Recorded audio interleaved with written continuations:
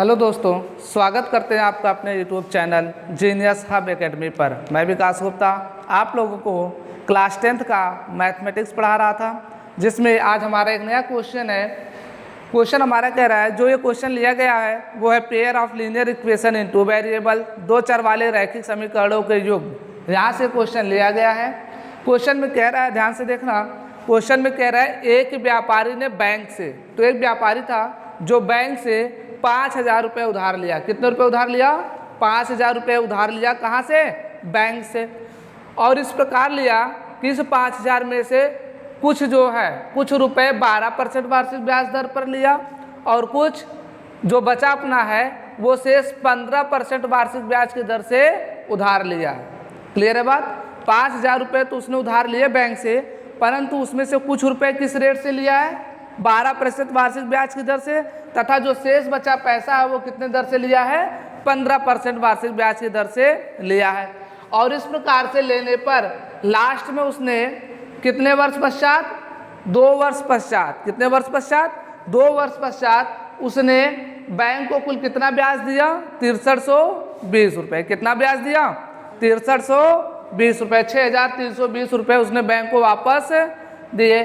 तो पूछा है, ज्ञात कीजिए व्यापारी ने प्रत्येक दर पर कितना कितना रुपए उधार लिया है। इसका मतलब 12% पर उसने कितना पैसा लिया था और 15% पर कितना पैसा लिया था, ये बात आपको बताना है। क्लियर है बात? तो हमें वो तो पता नहीं है कितना पैसा उधार, टोटल पैसा पता है 5,000 रुपये लिया था, लेकिन ये नहीं पता है कि 12% वार्षिक दर पर कितना लिया था और 15% वार्षिक दर पर कितना पैसा उधार लिया था। तो लिखिए, मानेंगे, माना, सॉल्यूशन में लिखेंगे माना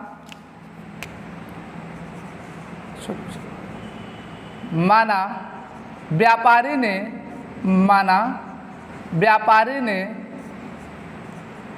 12% वार्षिक दर पर 12% वार्षिक दर पर X रुपये तथा 15% वार्षिक दर पर Y रुपये उधार लिए। Y रुपये उधार लिए। कोई दिक्कत यहाँ तक बच्चे? अगर ये दोनों दर पर इतना इतना पैसा लिया तब मैं ये कह सकता हूँ, तब X रुपये धन Y रुपये ये मिलकर कितना हो जाएगा बच्चे? 5,000 रुपये। समीकरण नंबर 1। कोई समस्या है यहाँ तक? अब दूसरी बात हम ये निकाल लेते हैं कि X रुपये पर 12% वार्षिक दर से 2 वर्ष में कितना हमें ब्याज देना पड़ेगा। क्लियर है बात? तो लिखेंगे क्या? तथा X रुपये पर 12% वार्षिक ब्याज दर पर वार्षिक ब्याज दर पर 2 वर्ष का साधारण ब्याज बराबर कितना हो जाएगा? आपको पढ़ाया गया साधारण ब्याज बराबर क्या होता है? मूलधन गुणे दर गुणे समय बटे 100। तो कितना हो जाएगा बताओ? साधारण ब्याज बराबर हो जाएगा आपका, मूलधन कितना बच्चे? X रुपये, गुणे दर कितना है? 12, गुणे समय कितना है? 2 वर्ष, और बटे 100। तो काटो यहाँ से, देखो 25 चौका 100, 4 से काटो तो 25 बार और 4 तिहाई 12, 3 दूना 6, 6x बटे 25। मतलब X रुपये पर 12% वार्षिक ब्याज की दर से 2 वर्ष का साधारण ब्याज कितना आ गया? 6x बटे 25। कोई दिक्कत है यहाँ तक बच्चे? अब बात करते हैं Y रुपये पर। लिखेंगे तथा Y रुपये पर 15% वार्षिक ब्याज दर पर 2 वर्ष का साधारण ब्याज बराबर हो जाएगा बच्चे मूलधन गुणे दर गुणे समय बटे 100। तो यहाँ से क्या हो जाएगा? साधारण ब्याज बराबर मूलधन अब कितना बच्चा? Y रुपये गुणे दर कितना है 15%, गुणे समय कितना है 2 साल बटे 100। तो देखो इसे काट दो, 5 तिहाई 15 और 20 पच्चे 100, 2 तिहाई 6 y बटे 20, या इसे काट 2 तिहाई 6 2 दहाम 20, तो 3y बटे 10 रुपये। क्लियर है बात यहाँ तक? अब एक बात बताओ, ये 2 वर्ष का साधारण ब्याज है x रुपये पर और ये 2 वर्ष का साधारण ब्याज है y रुपये पर। क्लियर है बात? अब 5,000 रुपये लिया था, कुल उसे 6320 रुपये देना पड़ा है ना। 2 वर्ष में कितना रुपये ब्याज देना पड़ा 6320 रुपये। और 2 वर्ष में अगर हमें कुल ब्याज निकालना हो x और y के द्वारा तो लिखेंगे 2 वर्ष का कुल साधारण ब्याज बराबर, तो प्रथम भाग पर कितना मिला बच्चे 2 वर्ष में 6x बटे 25 प्लस दूसरे भाग पर कितना मिला 2 वर्ष में 3y बटे 10। इतने रुपए 2 वर्ष में साधारण ब्याज मिले x और y पर। x और y पर कितने ब्याज मिले 2 वर्ष के अंत में इतना रुपए मिला, और x और y मिलाकर होता कितना है 5,000 रुपये।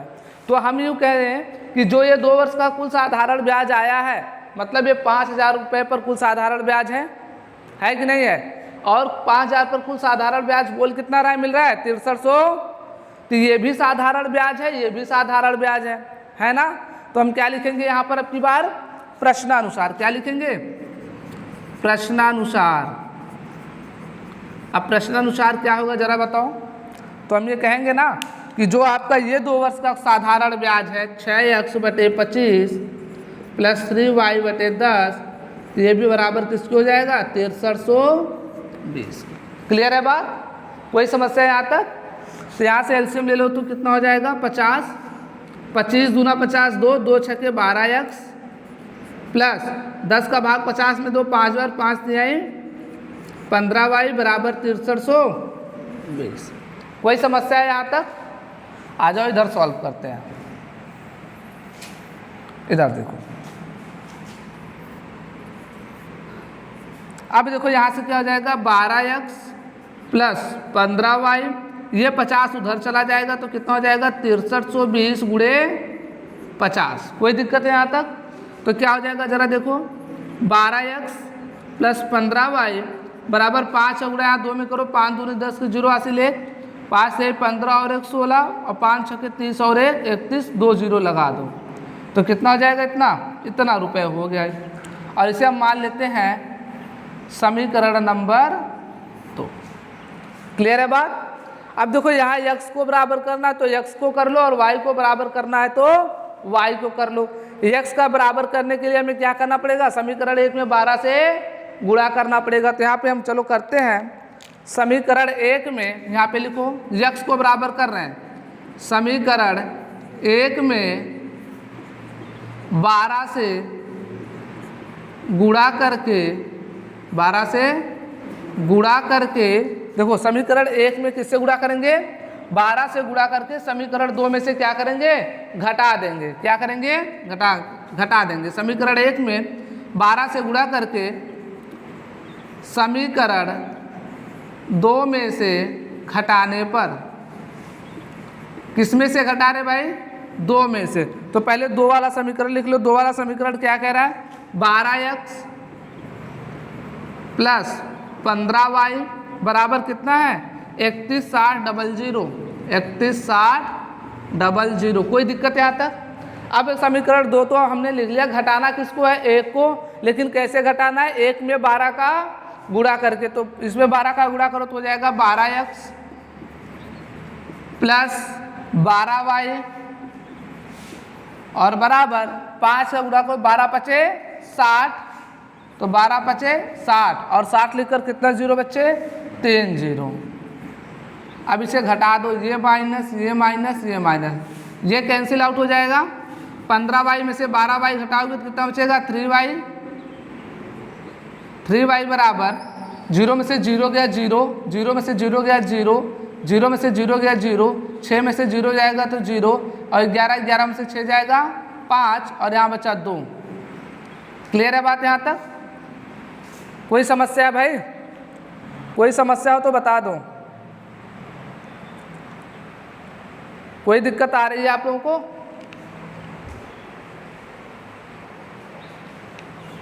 तो यहाँ पे एक छोटी सी गलती हो गई है, देखते हैं क्या है। जो यहाँ पे देखो एक बात बोल रखा है कि जो आदमी था, व्यापारी था, उसने 2 वर्ष के पश्चात उसे कुल 1320 रुपये बैंक को देने पड़े।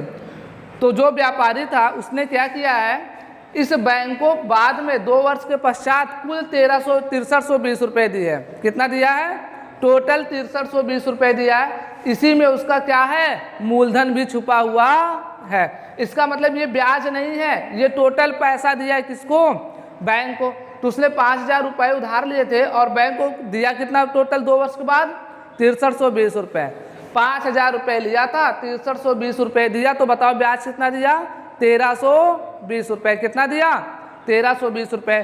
तो जो हमने ये ब्याज निकाला है, ये ब्याज 6320 रुपये नहीं है, बल्कि ब्याज कितना है आपका? 1320 रुपये। क्योंकि 5 उसने देखो बैंक को पूरा टोटल कितना दिया था? 6320 रुपये, जिसमें से 5000 तो उसका मूलधन रहा होगा, बाकी 1320 रुपये उसने क्या दिया है? ब्याज दिया। क्या दिया है? ब्याज। तो यहाँ से हो जाएगा 6x बटे 25 + 3y बटे 10 बराबर कितना हो जाएगा? 1320 के। अब ये आपका सही हो जाएगा, ये हो जाएगा बच्चा आपका 1320 रुपये। अब गुणा करो, यहाँ देखो 2 जीरो लग जाएंगे, 5 दूनी 10 के जीरो हासिल 1, 5 से 15 और 1 16, और 5 एकम 5 और 1 6। कितना आ गया? 66,000। कितना आ गया? अब इसे मान लेते हैं बच्चा समीकरण नंबर 1। अब समीकरण नंबर 1 में क्या करेंगे हम? 12 से गुणा करेंगे, 12 से गुणा करेंगे और इसमें से क्या करेंगे? घटा देंगे। क्या लिखो? समीकरण 1 में 12 से गुणा करके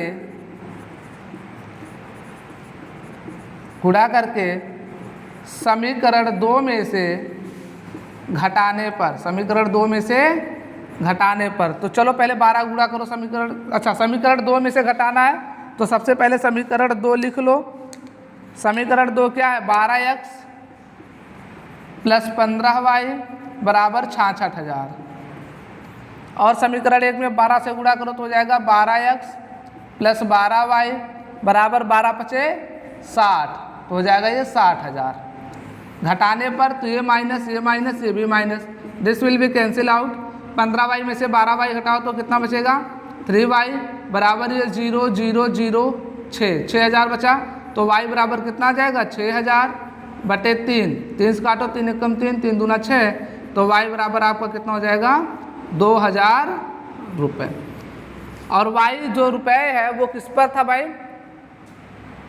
y 15% वार्षिक दर पर कितना था? y रुपये। तो लिखेंगे अतः 15% वार्षिक ब्याज दर पर, वार्षिक ब्याज दर पर 2000 रुपये व्यापारी ने उधार लिए, व्यापारी ने उधार लिए। क्लियर है बात बच्चे? अब देखो y का मान समीकरण 1 में रख दे। कहाँ रख देंगे y का मान? समीकरण 1 में। क्या लिखो? y का मान समीकरण 1 में रखने पर तो लिखो x + y कितना है? 2000 बराबर कितने के है? 5000 के। तो x बराबर कितना हो जाएगा? 5000 - 2000 बराबर कितने को हो जाएगा? 3000 रुपये। तो यहाँ लिखेंगे अतः 12% वार्षिक ब्याज दर पर, वार्षिक ब्याज दर पर व्यापारी ने 3000 रुपये उधार लिए। और मैंने आपको बताया था जो साधारण ब्याज होता है बच्चे वो हर साल समान होता है। साधारण ब्याज हर साल क्या होता है? पहले साल जितना मिलेगा दूसरे साल भी उतना ब्याज मिलेगा। तो अगर मैं इसे प्रूफ करना चाहूँ तो देखो कैसे प्रूफ कर सकते हैं हम लोग कि ये हमारा आंसर सही है या गलत। तो बताओ 2000 रुपये पर कितना परसेंट है? 15%। तो 2000 का 15% निकालो, 15/100, 2 जीरो काट दो तो कितना आ जाएगा? 15 दूनी 30, 300। ये 1 साल का ब्याज है। कितने साल का है? लेकिन ब्याज टोटल मिल कितना रहा है? 2 साल का ना। और मैंने बताया था जो ब्याज होता है साधारण ब्याज में हर साल क्या होता है? समान होता है। तो एक साल में 300 है तो 2 साल में कितना हो जाएगा, 600 हो जाएगा कि नहीं हो जाएगा। चलो ये 2 साल का ब्याज हुआ 15% वार्षिक ब्याज दर से 2000 रुपये पर। अब बचा है 3000 रुपये पर कितना उधार लिया है, 3000 रुपये पर कितना परसेंट लिया है, 12%। तो 3000 का 12% आप निकालो, एक साल का निकल करके आ गया कितना, 12 3 36 360 रुपये एक साल का। तो 2 साल का कितना हो जाएगा, 720। अब 2 साल का ये 600 मिला, यहाँ से 720 मिला और दोनों को मिला दिया जाए तो 2 साल में कितना मिला, 1320 रुपये। क्लियर है बात। तो यहाँ से देख लो 2 साल में कितना टोटल मिल रहा है, 1320 रुपये। क्लियर है बात। यहाँ तक कोई समस्या है, समझ में आई, नोट कर लो फिर से।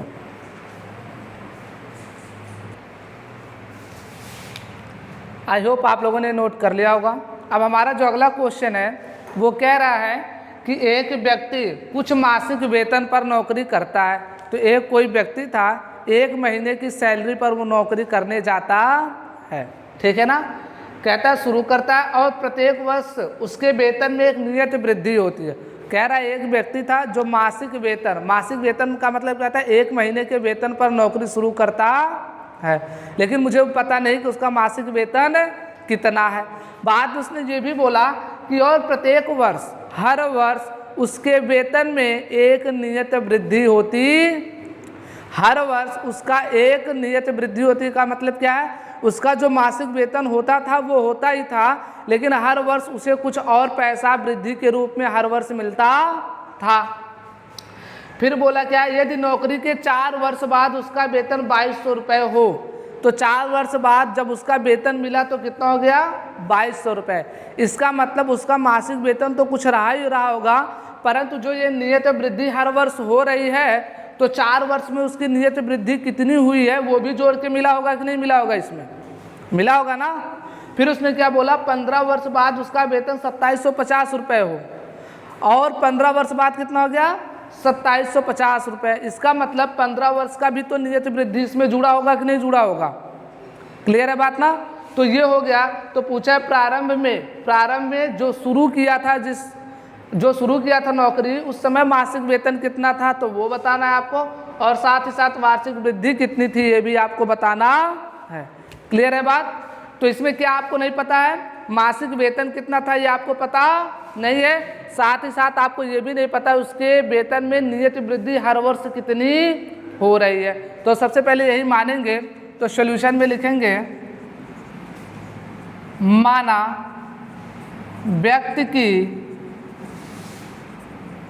मासिक वेतन 100 रुपये तथा प्रत्येक वर्ष नियत वृद्धि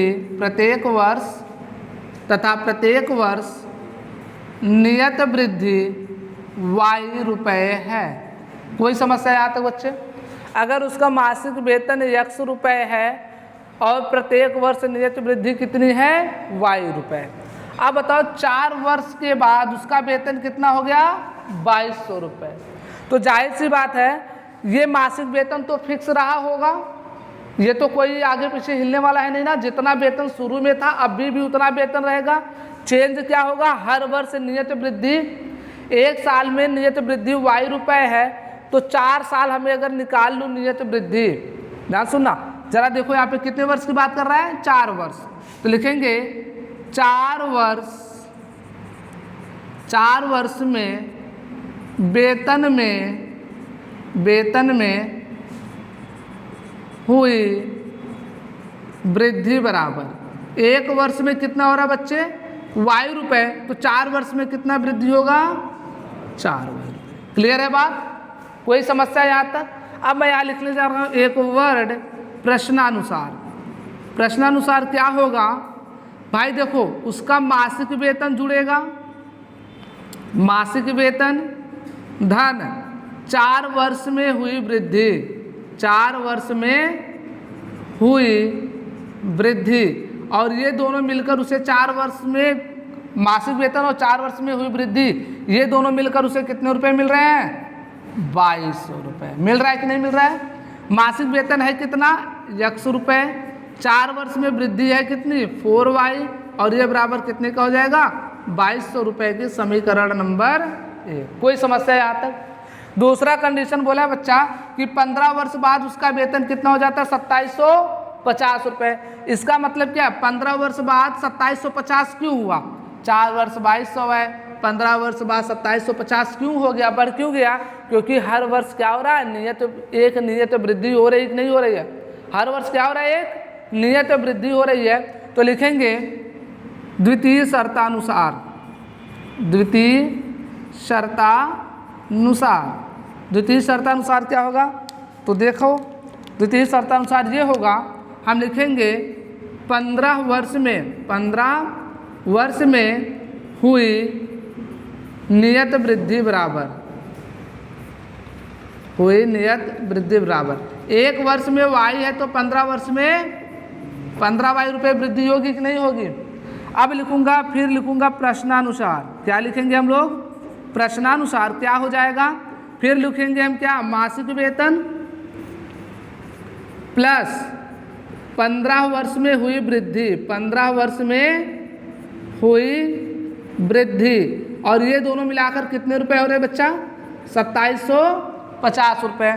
तो मासिक वेतन कितना है x धन 15 वर्ष में वृद्धि 15y बराबर कितने को हो जाएगा 2750 रुपये, समीकरण नंबर 2। क्लियर है बात? अब समीकरण देखो यहाँ पे x का गुणांक बराबर है ना, किसका गुणांक बराबर है?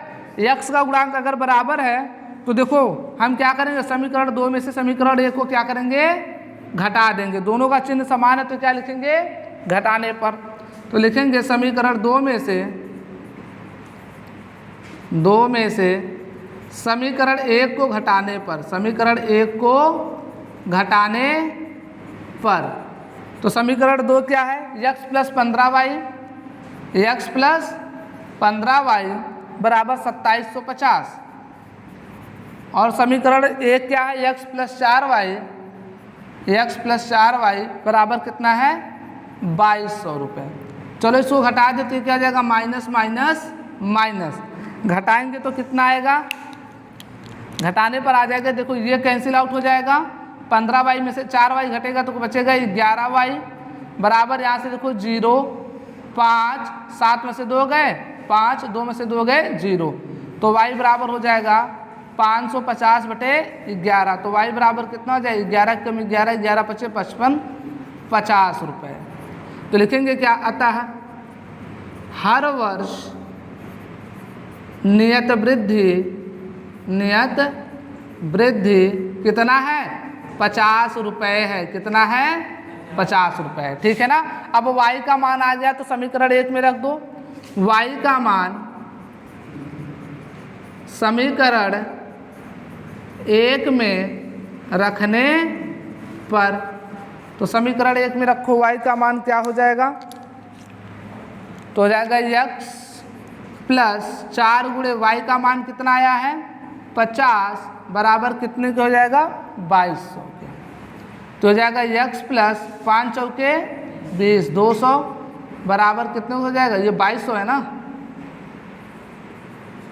तो बराबर हो जाएगा 2200 के, तो x बराबर हो जाएगा 2200 माइनस 200 बराबर कितना हो जाएगा बच्चे 2000 रुपये, कितना 2000 रुपये। तो हम क्या लिखेंगे अतः, लिखेंगे क्या अतः व्यक्ति का मासिक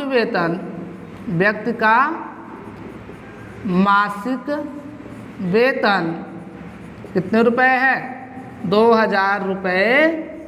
क्लियर है बात यहाँ तक? कोई समस्या है? अब देख भी सकते हो एक साल में कितना बढ़ रहा है 50 रुपये, और मासिक वेतन कितना है 2000 रुपये। अगर एक साल में 50 रुपये बढ़ रहा है तो 4 साल में कितना बढ़ेगा बच्चा, 4 साल में कितना बढ़ेगा, 4 साल में कितने रुपए बढ़ेंगे, एक साल में 50 तो 4 साल में 200, और 2000 तो उसका मासिक वेतन है, 2000 ये और 200 वो, कितना हो गया, तो 4 वर्ष में कितना मिला उसे। अब एक वर्ष में अगर 50 रुपये बढ़ रहा है तो बताओ 15 वर्ष में कितना बढ़ेगा 750 बढ़ेगा ना, और उसका मासिक वेतन है 2000 रुपये, 2000 रुपये और 750 कितना हो गया 2700। मतलब हमारा आंसर क्या है, सही है। कोई दिक्कत है, समझ में आया, नोट कर लो फिर।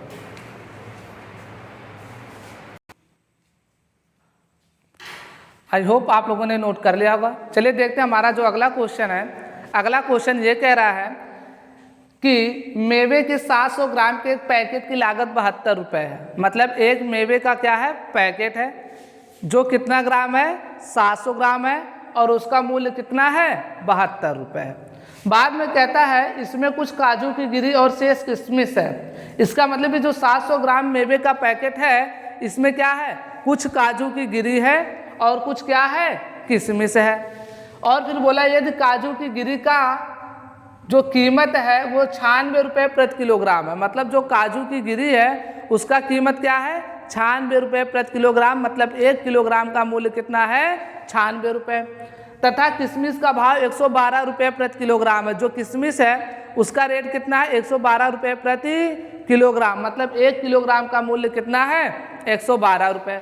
तो पूछा है ज्ञात करो उस पैकेट में, उस पैकेट का मतलब जो ये मेवे का पैकेट है 700 ग्राम का, इस पैकेट में मेवों की दो तौल अलग अलग कितनी है। मतलब काजू की कितना मात्रा में है और किशमिश कितनी मात्रा में उपस्थित है इस पैकेट में, ये आपको बताना है। क्या तुम्हें पता है मेवों की तौल में अलग अलग काजू की गिरी और शेष किशमिश कितना है? नहीं पता है तो हम इसे मानेंगे। अब मानेंगे क्या, माना, सॉल्यूशन लिखेंगे। माना काजू की गिरी मेवे के पैकेट में, मेवे के पैकेट में x ग्राम तथा किशमिश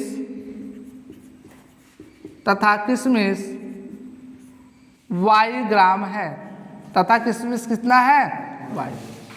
अच्छा, मेवे के पैकेट में अगर काजू की गिरी x ग्राम, शेष किशमिश y ग्राम है, तो क्या मैं ये कह सकता हूँ कि x ग्राम प्लस y ग्राम ये दोनों मिलकर कितने हो जाएंगे, 700 ग्राम। कोई समस्या वाली बात है यहाँ तक? भाई मेवे के पैकेट में क्या है, काजू की गिरी है और क्या है, किशमिश। और मैंने मान लिया इस मेवे के पैकेट में काजू कितना है, x ग्राम है, और किशमिश कितना है, तो x प्लस y बराबर कितना होगा, 700 ग्राम। कोई दिक्कत है यहाँ तक? दूसरी बात, इंफॉर्मेशन क्या दिया हुआ है, दिया हुआ है काजू की गिरी का, नहीं ऐसे लिखो, 1 किलोग्राम काजू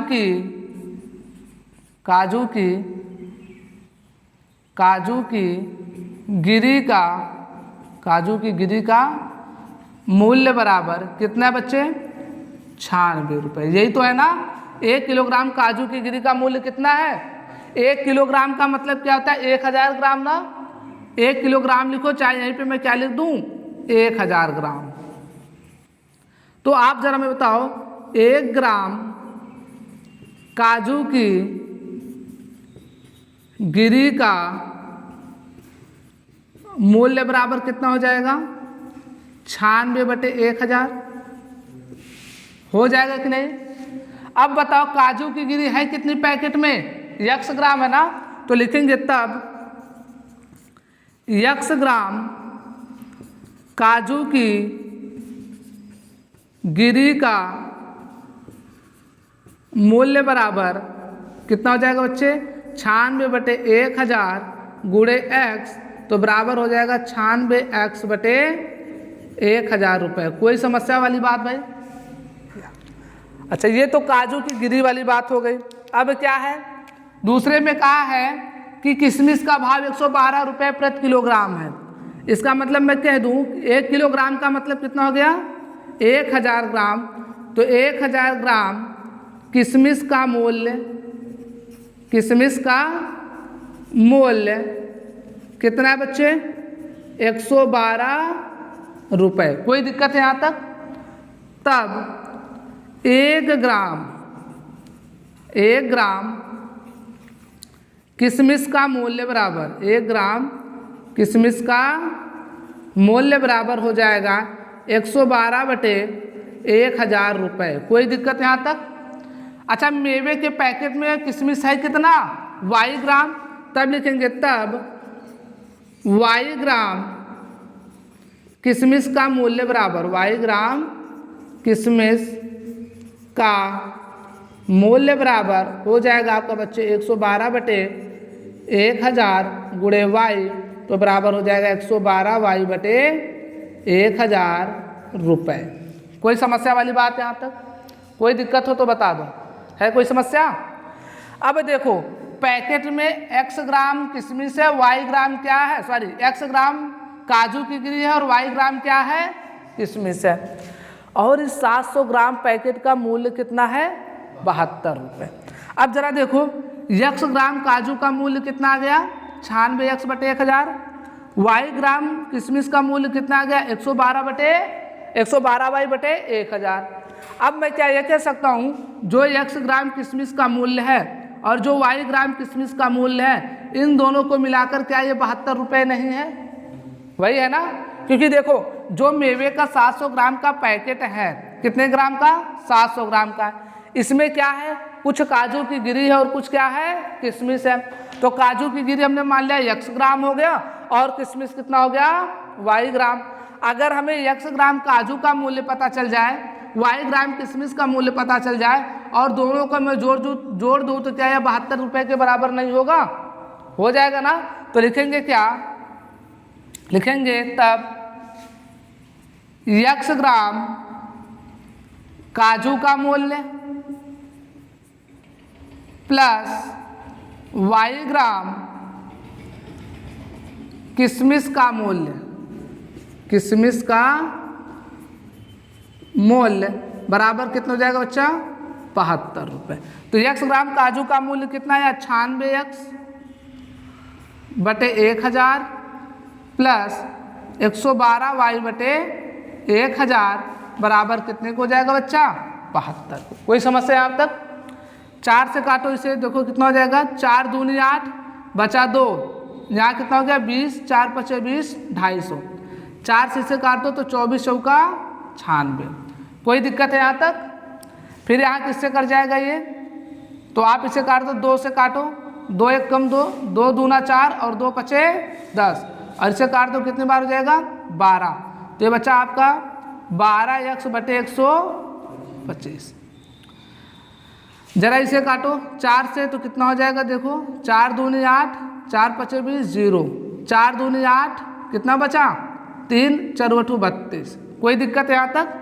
फिर 2 से इसे काट दो, कितना हो जाएगा 14, 2 से इसे काटोगे तो 125, तो प्लस ये हो जाएगा बच्चा आपका 14y/125 बराबर कितने के, 72 के। कोई समस्या यहाँ तक? अच्छा, अब क्या करेंगे, इसी को और सिंप्लीफाई कर लेंगे। देखो क्या है, दोनों का हर समान है तो लिख दो 125, ये हो जाएगा 12x प्लस 14y बराबर कितने के, 72 के, या 12x प्लस 14y बराबर हो जाएगा 72 गुणे 125। कोई समस्या वाली बात है यहाँ तक? अब ये कितना हो जाएगा, अगर इसका गुणा करोगे तो कितना आ जाएगा, इसका गुणा करोगे 125 8 200, 8 2 10 1000, तो 8 9 72, ये आ जाएगा बच्चा आपका कितना, 9000। कितना आ जाएगा, 9000। गुणा करके देख लेना कितना आएगा, 9000। कितना आएगा आंसर, सॉरी कितना आएगा, 9000। कोई दिक्कत है आपका? कोई दिक्कत है? कितना आ जाएगा, हाँ ये हो जाएगा 125 में 8 का गुणा कर दो, कितना 25 8 200, 8 कम 8 1000 गुणे 9, ठीक है 9000। तो अभी हमारे पास हो गया। अब जरा देखो ध्यान से, ये 12x है और ये क्या है, x है। तो अगर मुझे x का गुणांक बराबर करना होगा तो क्या करेंगे, मैं 1 से यहाँ पे क्या, समीकरण 1 में हम क्या कर देंगे, 12 से गुणा कर देंगे। क्या कर देंगे, 12 से गुणा कर देंगे। तो लिखो समीकरण 1 में, अच्छा दूसरी बात, इसमें से हमें घटाना पड़ेगा, तो लिखोगे क्या, समीकरण 1 में 12 से गुणा करके समीकरण 2 में से घटाने पर। तो चलो इधर सॉल्व करते हैं, जरा देखना। समीकरण 1 में 12 से गुणा करके किससे घटाओगे, 2 से। तो पहले 2 वाला समीकरण लिख लो। 2 वाला समीकरण है क्या, 12x प्लस 14y बराबर कितने के हैं 9000। अब इसमें 12 से गुणा करो तो हो जाएगा 12x प्लस 12y और बराबर कितना है 12 सते 8400। क्लियर है बात बच्चे? ये हो जाएगा minus minus minus, this will be cancel out. 14y में से 12y घटेगा तो कितना बचेगा 2y बराबर यहाँ बच जाएगा कितना 600। तो y बराबर आ जाएगा 600 बटे 2, तो बराबर कितना हो जाएगा 300। और y है क्या, y है किशमिश, किशमिश y ग्राम है ना, तो लिखेंगे क्या अतः मेवे के पैकेट में किशमिश 300 ग्राम है। किशमिश कितना है 300 ग्राम है। अब इसका y का मान समीकरण 1 में रख दे। देखो क्या इस y का मान कहाँ रख देंगे समीकरण 1 में, तो यहाँ लिखो y का मान समीकरण 1 में रखने पर, तो समीकरण 1 आपका है बच्चे x प्लस वाई बराबर कितना है 700। तो x प्लस वाई का मान आया 300 बराबर 700, तो x बराबर कितना हो जाएगा 700 माइनस 300 बराबर कितना हो जाएगा 400। तो लिखेंगे अतः काजू की गिरी, अतः मेवे के पैकेट में, ऐसे लिखो अतः मेवे के पैकेट में काजू की गिरी कितना है बच्चे आपका, काजू की गिरी कितना है 400 ग्राम। क्लियर है बात? अब देखो आप सेटिस्फाई करवाना चाहते हो तो वो भी कर सकते हो। पहली बात देखो काजू की गिरी कितना आ गया 400 ग्राम और किशमिश की गिरी 300 ग्राम, तो मिलकर हो गए ना 700 ग्राम। दूसरी बात इसका रेट भी हम देख लेते हैं। 1 ग्राम काजू का मूल्य कितना है 96x बटे 1000। कितना है 1 ग्राम काजू का मूल्य कितना है 96x बटे 1000। तो जरा इसमें रख कर देखो 1 ग्राम काजू का मूल्य कितना है 96x बटे 1000। तो जरा लिखो 96 गुणे x का मान कितना आया 400 बटे 1000। 2 0 2 0 कैंसिल, और देखो इसे काटो 2 1 कम 2, 2 दूना 4 और 2 पचे 10। क्लियर है बात? यहाँ जरा देखो कितने रुपए आ रहा है। अब एक 5 से काटना पड़ेगा ना, इसे 5 से काटो। अब पहले से गुणा कर लेते हैं। 2 छक्के 12, 2 हासिल 1, दोनों 18 और 1 19 बटे 5। 5 से काटो किसे कितना हो जाएगा, 5 से काटोगे तो 5 3 15, बचा कितना 4 19, तो 42 हो गया। 5 8 40, 2 5 चौके 20, 38 दशमलव कितना आ गया 4 रुपये। अब जरा किशमिश का देख लो, किशमिश का कितना 112y बटे 1000। तो यहाँ हो जाएगा 112y बटे 1000, तो बराबर हो जाएगा 112y का कितना आया 300 बटे 1000। तो यहाँ से देखो 2 0 2 0 कैंसिल, यहाँ से काटो 56 दूना 112 और 2 पचे 10, गुणा करो 3 छक 18 के 8 हासिल 1 और 3 पचे 15 और 1 16, बचा कितना आपका बटे 5। तो जरा गुणा करो कितना आया 5 3 आई 15, कितना बचा 1 18, फिर 5 3 आई 15, कितना बचा 3, दशमलव लगा दो 5 छके 30। तो ये भाई काजू का मूल्य हो गया और ये क्या हो गया किशमिश का मूल्य। दोनों जोड़ो तो कितना आ रहा है देखो, और 33.6, 6 4 10 के 0 हासिल 1, 8 3 11 और 1 12 के 2 हासिल 1, 3 3 6 1 7। क्या 72 रुपये नहीं आ रहा है, 72 रुपये आ रहा है ना। इसका मतलब हमारा क्या है आंसर सही है बेटा। कोई समस्या है, सेटिस्फाइड भी हो गए, समझ में आया, नोट कर लो।